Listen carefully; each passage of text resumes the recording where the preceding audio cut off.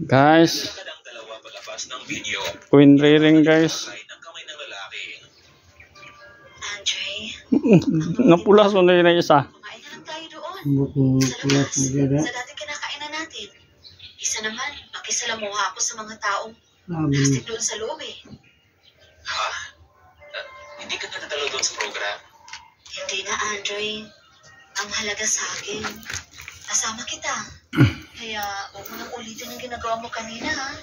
Para kakabuti na biglang nawala eh. Caroline, sorry.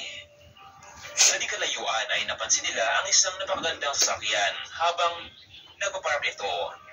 Bumaba ang isang matandang babae at naputanto ni Caroline na siya ang babaeng tinulungan niya noong nakaraan. Lola, ikaw ba yan? Ano nangyari at nakasakay ka pa sa isang mamahaling sasakyan?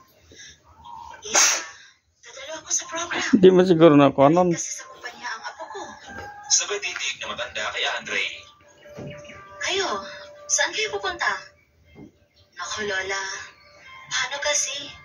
Narina naman ang mga katrabaho ko na